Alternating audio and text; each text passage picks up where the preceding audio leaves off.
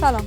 ریاست جمهوری میگوید محمد اشرف غنی رئیس جمهور کشور امروز در سفرش به ولایت غزنی با مردم در مورد امنیت، حکومتداری و پروژه های انکشافی صحبت کرده است. 12 کشور به شمول ایران، قطر، ژاپن و آلمان برای میزبانی مذاکرات بین الافغانی پیشنهاد کردند.